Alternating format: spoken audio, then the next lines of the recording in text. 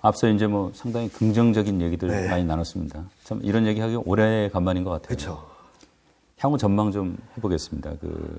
현재 주가 상승세 계속 이어질지, 네. 아니면 기술적 반등에 그치고 이제 다시 하락 반전할지 참 궁금해요. 제가 앞서 계속 말씀드렸던 것 중에 하나가 심리를 되게 많이 중점적으로 말씀을 드렸거든요. 네. 그리고 경제 지표도 좀 안도할 수 있다 정도로 말씀을 드렸는데, 그렇게 말씀드린 이유는 지금은 많이 떨어진 데 따른 되돌림 정도로 볼 수 있지, 이게 추세 네. 반전으로 이어지기까지는 좀 쉽지 않다. 네. 경기 둔화가 여전히 가속화되고 있기 때문에, 경기 방향성에 따른 주가 흐름은 좀 장기적으로 이어질 수밖에 없다라고 생각을 합니다.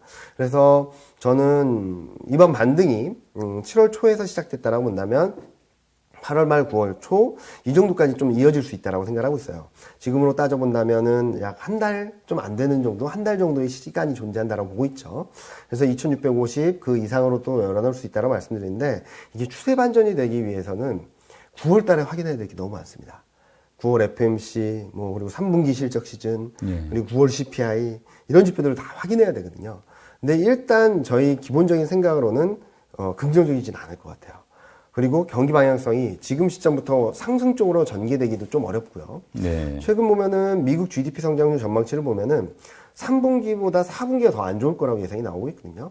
4분기 보면 전년 대비로 전망치가 0.2입니다. 예. 삐끗하면 역성장, 전년 대비로도 역성장이 간다는 그림이라서, 저는 지금 시점에서 기술적 반등을 좀 더 노려보고 대응을 할 수 있겠지만, 그림에서 보여드리는 것처럼 경기 흐름이라든지 통화정책, 물가에 대한 레벨, 그리고 3분기 실적 시즌에 대한 경계감들을 종합적으로 고려해봤을 때 9월 중순을 지나면서 좀 시장은 하락 반전을 하지 않을까라는 생각을 하고 있어서, 지금 단기 기술적 반등에 따른 트레이딩 전략은 충분히 가져갈 수 있는데, 코스피가 2600선을 넘어서면서부터는 조금 조심하자. 코스피가 다시 한번 하락 반전을 할 수 있기 때문에 그때는 현금 비중을 좀 확보하는 전략이 필요하다라는 말씀을 드리고 싶습니다. 이게 지금 이제 하락 반전할 가능성이 상당히 있다. 네. 이렇게 이제 보시는 건데. 네. 요 이유 한번 좀 이렇게 좀 정리를 한번 해봤으면 좋겠어요. 일단은 지금 정리드리자면 국면으로 말씀을 드릴 수 있을 것 같은데요. 요 그림에서 보여드린 게 뭐냐면은, 우라가미 군요라는 일본의 굉장히 유명한 투자자가 쓴 책이 주식시장의 사계인데요. 네 개의 국면으로 나눴습니다. 네 개의 국면을 나눴는데, 역금융장세, 역실적장세, 금융장세, 실적장세로 나눴는데요. 지금은 저희가 판단하기로는 역금융장세에서 역실적장세로 전개되는 과정에서 좀 오버랩되는 과정에서 반등이다. 자, 그러면은 하나하나의 특징을 살펴볼게요. 네. 역금융장세는 뭐냐면은 경기가 둔화되는 건 맞는데 금리 인상, 긴축에 대한 부담 때문에 밸류에이션 조정이 나타나는 구간입니다. 이번에도 그랬죠. 예, 코스피가 뭐 14배였던 게 그렇죠. 9배 밑으로 깨지기도 하고. 그래서 이때의 특징이 뭐냐면 경기는 후퇴기고 그리고 주가는 떨어지는데 금리 상승, 실적은 상향 조정됩니다. 그러니까 밸류에이션이 많이 떨어지는 거죠. 예. 그런데 역실적 장세는 뭐냐? 진짜로 경기가 안 좋아지는 거예요. 전년 대비 변화율도 역성장을 하고, 그리고 ISM 제조업 지수나 PMI 이런 것들이 다 50 밑으로 내려가고, 이런 그림이 나옴에 따라서 금리는 하락하고 실적이 레벨 다운됩니다.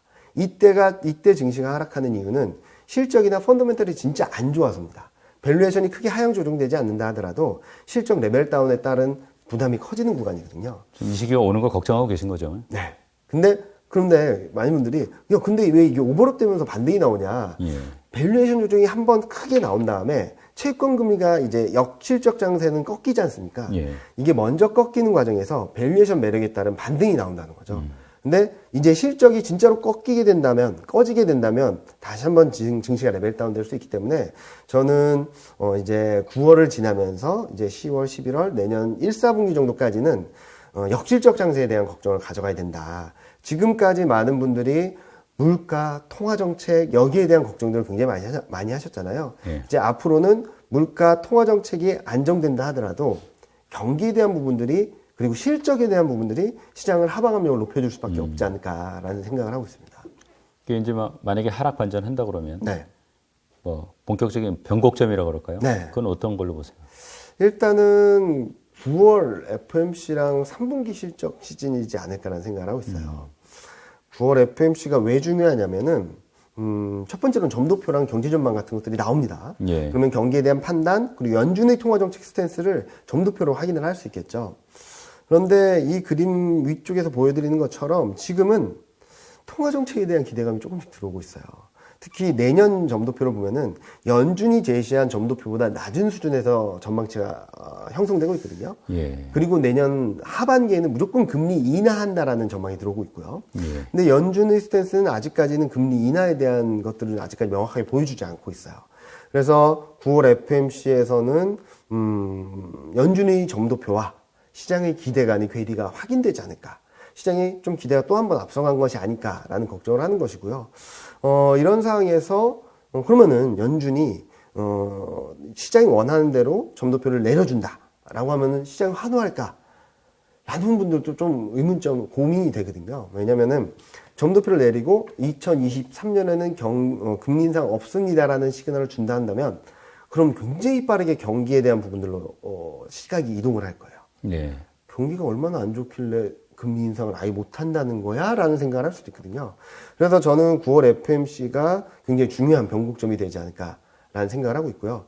근데 그러면 제 생각은 뭔가 그러니까 점도표가 높아도 내려도 문제라고 하면은 어떤 게 가능성이 높은가라고 물어보신다면 저는 유지될 것 같아요. 점도표가. 예. 그러면은 시장은 기대를 했는데 유지됨에 따라서 이 괴리가 커짐에 따라서 우리는 금리 인상을 더 많이 못하고 내년에 금리 인하할 수 있다고 생각하는데 연준은 더 금리 인상을 한다거나 아니면 금리 인상을 그대로 가져간다고? 큰일이네 라고 생각하면서 GDP 성장률 전망치가 또 떨어지게 된다면 뭐야 경제 성장률 전망치는 떨어지는데 물가 때문에 더 금리 인상을 계속적으로 유지한다는 거야? 라는 생각을 할 수 있을 것 같거든요. 그러면은 지금 연준의 점도표가 빠르게 하향 조정이 되지 않을 거라고 보는 이유는 물가가 정점을 통과했다라고는 볼 수 있겠는데 레벨이 문제라는 거죠. 여전히 높죠. 네. 그리고 언제까지 가야지 미국이 금리 인하를 할 수 있을 정도의 레벨로 갈 수 있을지에 대해서도 퀘스천 마크가 아직 남아있고요. 물론 내년 1분기를 지나면서 제가 앞서 보여드렸던 것처럼 주택 경기나 아니면은 원자재 가격들이 계속 현재 수준만 유지한다 하더라도 마이너스 반전을 할 수 있기 때문에 좀 여지가 열릴 수 있다고 생각하는데 아직까지는 물가가 빠르게 떨어지지는 않을 것 같거든요. 그렇게 본다면 8월 CPI 전망이 지금 7월 CPI가 8.5였잖아요. 네. 근데 이게 8.4 정도로까지밖에 안 떨어져요. 이게 9월 13일 날 확인될 텐데 네. 이걸 확인되면 물가가 빨리 안 떨어지네. 그럼 통화 정책은 어떻게 될까? 이런데도 더 매파적으로 안 갈까? 라는 의구심을 갖기 시작할 거고. 예. 9월 22일 날 있을 FOMC에서 점도표를 유지한다거나 어쩌면 좀 더 상향 조정하게 된다면 시장은 좀 이때가 변곡점이 되지 않을까라는 생각을 하고 있습니다. 지금은 7월 FOMC 이후 8월 달 그리고 9월 중순까지는 통화정책 공백기이기 때문에 좀 시장이 안도할 수 있는 여지를 만들어줬다고 보고 있지만 다시금 시장과 연준의 스탠스 간의 괴리를 확인할 수 있는 시점이다라고 생각을 하고 있고요. 또 하나는 3분기 실적 시즌인데요. 최근 실적 전망치가 좀 떨어지긴 했죠. 근데 아직까지 실적 전망에 대한 눈높이가 높다라고 생각합니다.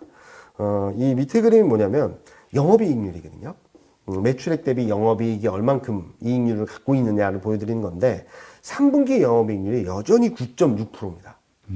예. 9.6% 수준이라고 본다면 경기가 가장 좋았다라고 하는 2017년, 18년 수준하고 비슷하거든요.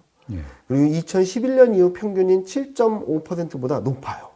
그러네요. 그리고 4분기 영업이익률 본다 하더라도 8.2%입니다. 4분기 영업이익률이 8.2%가 나온 적은 2017년, 18년 경기 호황기에도 별로 없었어요. 예. 그리고 평균치보다 훨씬 높고요. 그러네요.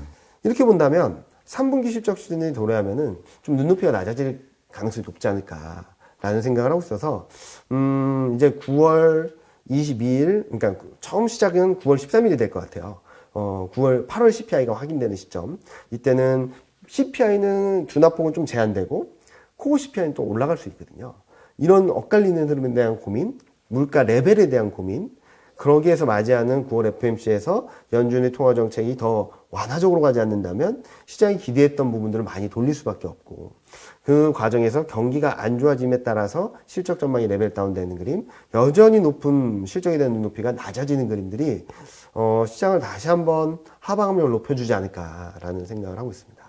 우리 팀장님 뭐 9월 FOMC 결과 발표하는 날 이제 출연하기로 하셨는데 네, 찾아가야죠. 그날 뭐 좀 좋은 소식 좀 전해드렸으면 좋겠네요. 그렇긴 한데 그 전에 조금 그러니까 제가 이렇게 시장이 앞으로 9월 지나면서 안 좋아질 수 있다고 말씀드린 이유는 지금 7월, 8월, 9월 초중반까지 반등을 이어가잖아요. 이때 더 올라갈 거야라는 기대를 갖기보다는 좀 주식 비중을 줄이시고 현금 비중을 늘리셔서 그 다음 사이클에 또 한 번 기회가 올 거라는 말. 그러니까 짧게 보면 하락인데 길게 보면 또 한 번의 기회가 될 수도 있는 구간으로 들어가거든요.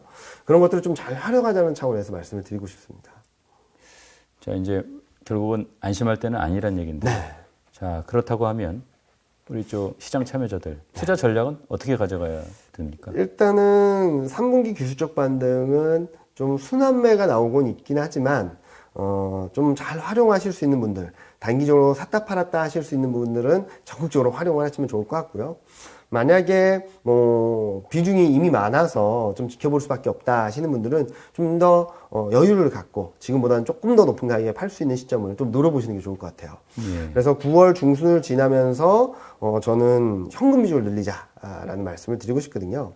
요 그림에 제가 배당주랑 방어주를 적어드리긴 했는데 이건 포트폴리오 차원이니까 오히려 현금 비중을 늘리는 게 맞다라고 생각을 하고 있고 아마 내년 상반기 정도까지 좀 빠르면 올해 말 내년 초까지 시장이 계속적으로 하락할 수 있다고 생각을 하거든요. 예. 이 과정에서 조금은 현금 비중을 갖고 계셔야지 내 포트폴리오도 지키고 만약에 저점이 나왔을 때 또 한 번의 기회로 활용할 수 있는 전략이 될 수 있기 때문에 지금은 단기적으로는 한 달 정도는 주식을 가지고 매매를 할 수 있는 여지가 있지만 그 다음 사이클에서는 현금 비중을 충분히 확보하셔서 시장의 변동성이 커질 때 좀 충격, 내 계좌 손실을 최소화하자라는 말씀을 드리고 싶습니다. 그러면 이제 코스피가 2,600선 넘어갈 때까지는 뭐 어떤 업종이 좀 좋을 걸로 보고 계세요? 어떤 업종 이거다라고 딱 말씀드려도 굉장히 어려워요. 예. 왜냐면은 그렇죠. 지금 시장을 보면은 두 가지로 움직이고 있는 것 같아요. 예. 요 그림을 통해서 말씀드릴 수 있는데 두 가지 기본적인 컨셉은 실적 대비 저평가된 업종입니다. 네. 요 위아래 그림은 똑같은데 같은 컨셉인데 뭐냐면 연초 이후 지수 흐름과 이익 전망 흐름의 괴리율을 보여드린 거예요. 근데 위에 그림과 밑에 그림 모두 다가 마이너스죠. 그러니까 실적보다 주가가 많이 떨어져 있는 업종들입니다. 대표적으로. 예, 예, 예. 그런데 위에 업종인 IT 하드웨어, 반도체, 가전, 뭐 미디어 교육, 화장품, 소프트웨어, 증권 이 업종은 뭐냐면 주가가 낮아졌고 실적 전망이 떨어지긴 하지만 주가가 너무 많이 빠져가지고 저평가되어 있는 업종들이고요. 예. 밑에 있는 에너지, 상사자본재, 운송, 자동차, 은행 이런 업종들은 뭐냐면은 주가는 많이 안 빠졌는데 실적 전망이 계속 올라가면서 주가 이익보다 더 싼 업종들이에요. 예. 보시면은 좀 최근 주식시장을 7월부터 주식시장을 잘 보시면 아셨을 텐데 지금 보면 위에 있는 업종이 한 번 움직였다, 밑에 있는 업종이 한 번 움직였다, 계속 이렇게 왔다 갔다 하고 있거든요. 그래서 지금 현재 시점에서는 이들 업종을 조금 관심권에 두고 좀 싸다, 낮아져 있다 이런 업종들을 단기적으로 트레이딩 하시는 게 맞지 않을까라는 생각을 하고 있습니다.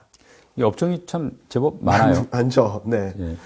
많은 업종을 관심 영역에 두자고 말씀하시는 뭐 이유가 있을 것 같은데요. 그러니까 이 많은 업종들을 다 같이 들고 가자는 말씀을 드리는 게 아니에요. 예. 순환매에 대응하자. 위에 업종이 움직일 때도 있고 밑에 업종이 움직일 때도 있는데 그걸 주도하는 게 또 외국인이거든요. 예. 요 그림을 한번 보시면은 외국인이 7월, 8월 달에 보시면은 7, 8월 연속적으로 산 업종은 딱 두 개입니다. IT 가전하고 자동차. 나머지는 7월에 팔았던 업종을 사기도 하고 샀던 업종을 팔기도 하고 이러면서 순환매를 계속 야기하고 있거든요. 예. 즉 외국인 투자자들까지도 시장의 방향성, 업종의 방향성, 주도주로서의 역할 이것들을 기대하기보다는 좀 짧게 먹고 나오는 것 같아요. 예. 그래서 주간 단위로 업종이 어떻게 움직였나를 보면은 위에 그림 보시면 외국인 주간 단위로 외국인 순매수를 보시면은 IT 가전과 자동차는 7월 첫째, 둘째, 셋째 주까지는 별로 안 샀어요. 그러네요. 그러다가 7월 마지막 주부터 8월 달까지 쫙 샀거든요. 그리고 뭐 조선이나 화학이나 이런 업종도 비슷하고요. 최근에 3주를 많이 샀네요. 많이 샀죠. 근데 반대로 밑에 그림을 보시면 7월 달에 샀던 업종들을 8월 달에 들어서는 팔고 있어요. 그러니까 요 컨셉이 뭐냐면 외국인 입장에서 7월 초중반까지 코스피가 2,400을 회복하는 과정에서는 낙폭과대주면서 실적 대비 저평가된 반도체나 IT 하드웨어나 미디어 교육이나 이런 업종들이 좀 반등을 이끌었다면, 자, 2,400에서 2,500까지 가는 데서는 실적이 좋으면서 주가도 더 나쁘지 않았던 애들이 더 올라갔던 거죠. 예. 본격적인 실적 시즌이다 보니까. 그래서 자동차, 화학, 이런 업종들이 많이 올랐어요. 예. 그래서 제가 드리고 싶은 말씀은 아까 보여드렸던 업종들을 다 갖고 가자는 게 아니라 그 업종들 중에 좀 싼 거, 단기적으로 좀 낮아진 종목들, 업종들, 이런 것들을 좀 트레이딩 관점에서 접근을 하자라는 말씀을 드리고 싶습니다. 이게 결국 이제 지금 작은 순환매 장세라고 네, 볼 수 있는 맞습니다. 건데, 이 순환매의 이 시점에, 이 신환매 장세 시점에 주목해야 할 업종? 이런 건 뭘로 보십니까? 그러니까 순서를 보시면은 7월 초중반까지는 저평가된 업종들이 반도체나 2차 전지나 이런 업종이 막 반등을 이끌었다고 본다면, 예. 그 다음 2,500을 회복하는 과정에선 실적이 진짜 좋은 애들, 그리고 예상보다 실적이 괜찮았던 업종들이 많이 반등을 이끌었거든요. 자, 그러면은 이제 실적 시즌 끝났습니다. 그럼 그 다음 사이클은 뭘까라고 본다면, 저는 낙폭과되면서 실적 대비 저평가된 업종들이 아닐까라는 생각을 하고 있어요. 그래서 최근 흐름을 본다면 반도체, IT 하드웨어, 화장품 의류, 증권 이런 업종들이 7월 이후 반등 과정에서 오히려 저평가된 업종들로 분류될 정도로 최근 좀 부진했거든요. 예. 그렇게 본다면 이제 실적 시즌 끝났고 실적 전망에 대한 변화도 제한적인 상황이라고 본다면 아마도 낙폭 과대 업종 중에서도 실적 대비 저평가된, 그리고 7월 대비 수익률, 상대 수익률을 봤을 때도 여전히 좀 가격 메리트가 생긴 증권, 화장품 의류, 2차전지, 반도체 업종들이 좀 주목을 받지 않을까라는 생각을 하고 있고요. 2차전지 같은 경우는 지난 주말에 미국에서 인플레이션 억제 법안이 통과가 됐습니다.